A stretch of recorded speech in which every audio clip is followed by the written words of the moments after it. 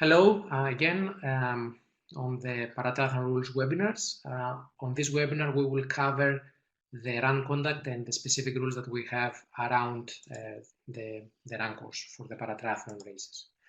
Things that we need to consider when we are planning a run course. Obviously, needs to be wheelchair accessible. It's quite important to make sure that these athletes they can move in their course without any limitation. As a result of this, if we have steps, this definitely need to be excluded from the course. Or if we still need to use it, we have to provide specific ramps in order for them to be able to over it. We have to avoid using surface which is not proper for athletes with prosthesis or raised wheelchairs to run on this.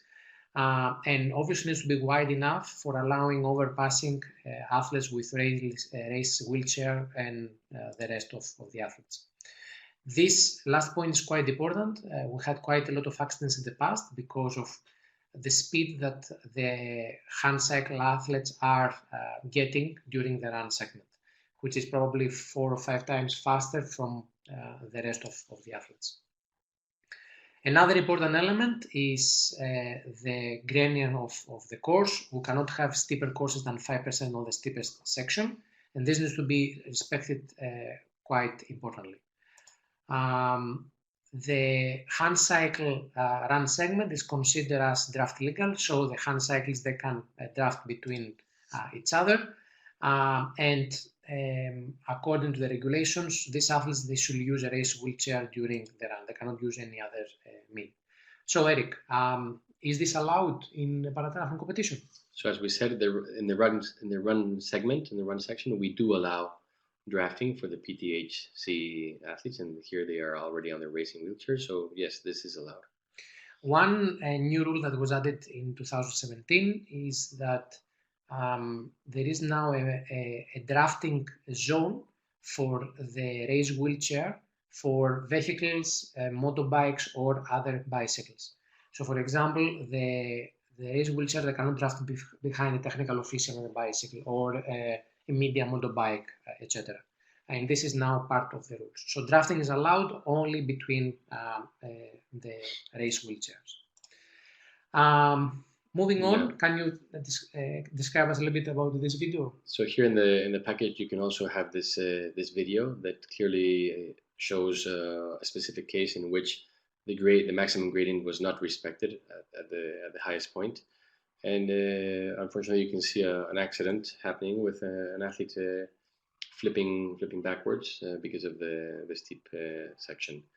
Obviously, something to be avoided when planning your run courses. So this video is part of the documents that we have, the videos that we have shared with you in the folder regarding the rules. Please watch it in order to see how the hand cycle athletes can be affected in case of steeper run course than 5%. Regarding, again, the run course, some additional rules that we need to keep in mind. The VI athletes, they have to be tethered during the run. What we need to keep in mind is that there is no specification on the tether regarding the length, like what we have on the swim tether for the VI athlete. What we are requesting is that it should be a non-elastic material. How long this will be is not specified in our rules because the athletes are using the tether, they're placing tether in different parts of their bodies, and Eric will explain later what we mean. At no time the guide should lead or pace or pull his athlete, except in specific cases like corners, aid stations, the free leading zone, as we call it, free zone.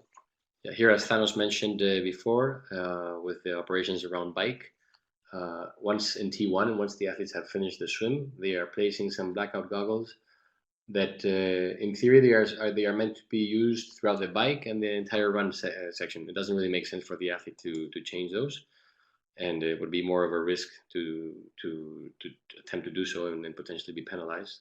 So they are, and again, this is the B1 athletes, the ones that are totally blind within the PTVI sport class. Okay, again, the free leading zones are areas that the TD and when planning the run course will identify as areas where assistance by the guide is allowed in order to prevent potential safety situations. Obviously, around aid stations, the same thing, in order to facilitate for athletes to reach water bottles, etc. Some leading or some contact may be allowed from the guide. So there is a video as part of the folder that shows the aid station operations. For the paratriathlon competition, it will be good, if possible, to have aid stations on both sides of the road. And the volunteers at the aid station should be ready to give the water either to the guide or to the athlete. It's quite common for the VI athlete for the guide to take the water, and then the guide to actually pour the water or give the water to his athlete. Now, because of this fact, the aid stations should be longer from what we usually plan in our competitions, in order for the guide to be able to pick up one bottle for his athlete and then still have time to take one bottle for himself. So two things to keep in mind: aid station operations, both sides of the road, and longer from what we plan usually. If an athlete chooses to take the water on his own, a VI athlete, the volunteer has to place the water in the athlete's hand. And this is something different from what we do with the other athletes.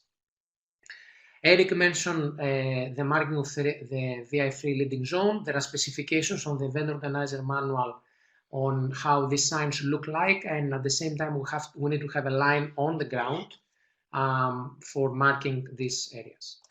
So Eric, we have this case. There has been on the run course a part where the flooring, the temporary flooring has finished, and then we start with a proper. Is this area can be identified as VI free leading zone? Yeah, basically yes. Any area that is a potential hazard for tripping, that has a significant change in terrain, surface, etc., is likely to be determined by the TD as a free VI leading zone for safety reasons.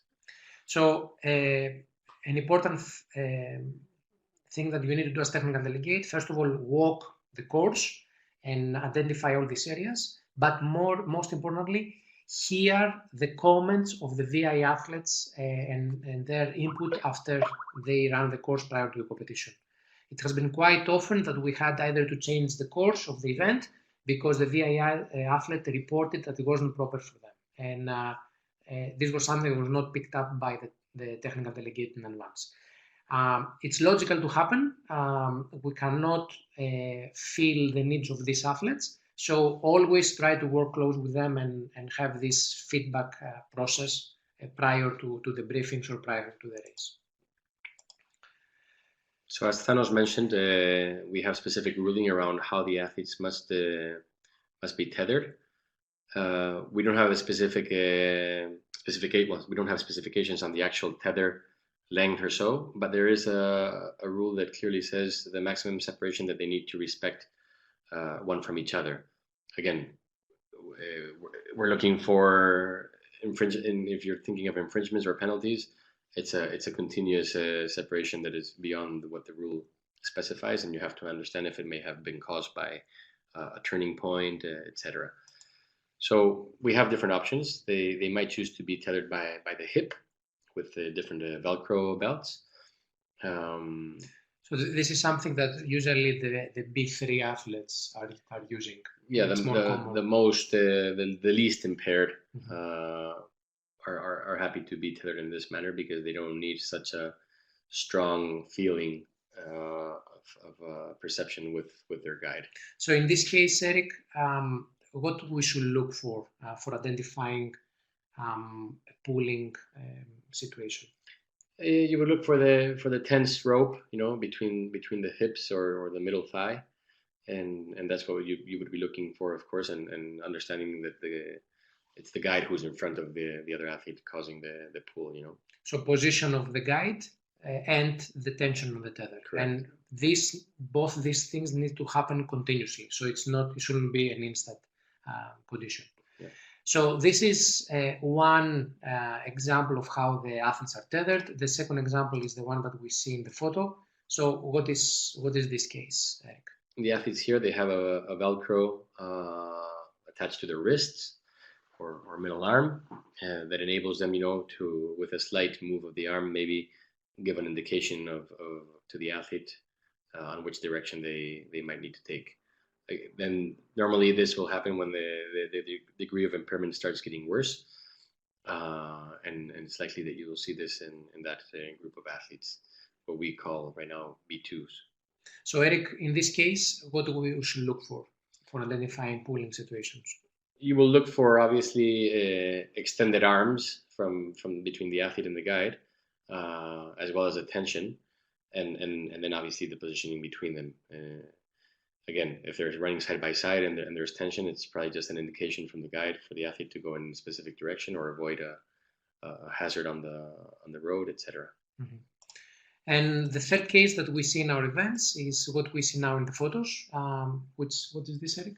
This is a much closer way of interaction between the guide and the athlete. Normally, it will happen with totally blind athletes, the so-called B1s, the ones that need to wear the blackouts throughout the entire race. And it obviously gives them a much better sense of safety and security when running next to their guide, because obviously they have no vision, and disorientation can easily happen. As you know, I mean, our courses are different every single race, and they need to have a better reaction ability with their guide. So again, here you would be looking for the most common infringement between B1s may be a very close arm-to-arm contact with a clear pushing or indication of a direction that again can happen in an instant and in a split second to correct a position or to gain a specific direction. But if it's a constant way of leading and pacing the athlete, then it's not obviously not allowed.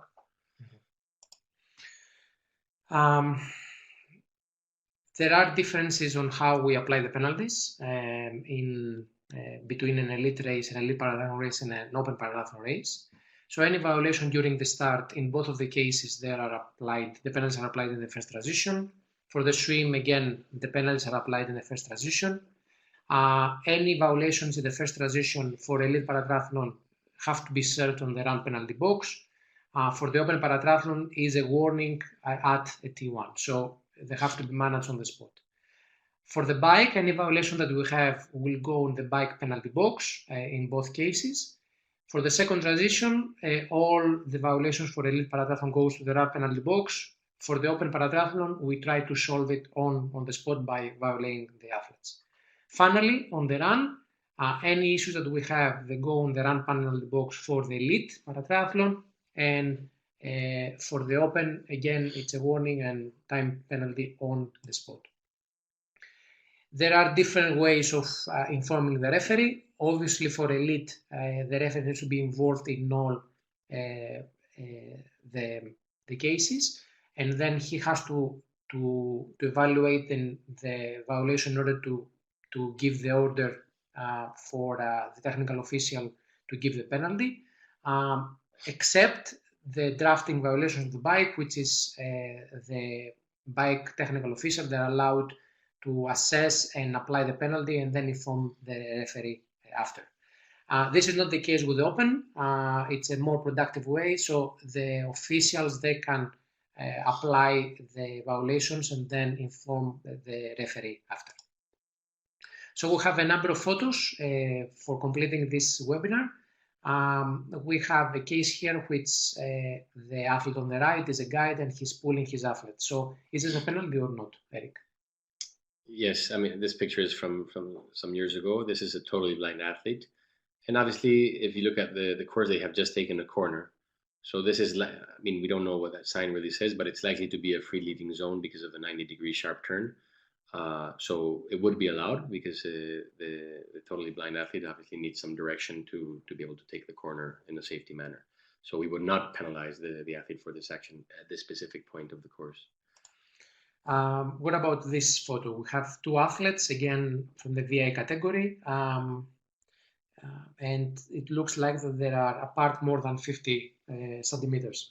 Exactly. I mean, this is blue carpeting, so it could be that it's a finish shoot. We don't know exactly, or if it's just passing through the transition area. So there is obviously tension on the rope, and it looks like it's more than 50 centimeters. And again, we would have to identify if this is happening for more than a split second, or if it has just happened in the moment that the athlete has lost orientation and has separated from her guide in this case. What about this photo? Again, we have the guide in front and the athlete following behind. So this again, like as you see, this is the tether by the wrist, and again, we would have to identify if this is happening in a series of steps throughout the race, or if it's just one moment where the athlete fell behind and the guide has created a tension in a natural way because of the different speed and space or whatever in the pace. So this means that photos is not a good way to identify this kind of violations. Yeah, we need a few more seconds to understand, as we mentioned, just like for the swim positioning, if it's happening in a continuous manner, or if the athletes are actually doing something to correct it, or if they are going with this kind of action without doing anything to prevent it. And what about this photo here? So this photo, actually, Thanos had to remind me before what was wrong with it because I was just looking for something else. So yeah, it's as you can see, the athlete is not wearing a helmet. So for the PTHC athletes, they have to wear a helmet even during the run segment. So he's wearing just his cap, which is not enough. So this is a clear violation in the rules. What about this photo here? It's a lovely picture, and I mean very friendly atmosphere and environment, but not allowed, unfortunately, in elite paratriathlon. No guide dogs are allowed to access the course, so this athlete would obviously have to be penalized and probably disqualified. So this is the conclusion of the webinar specific on the run segment. We hope that you enjoyed, and we clarify a number of questions that you have. And we look forward to see you on the final webinar, which is around the finish and operations around the paratriathlon race. Thank you for watching. Thank you.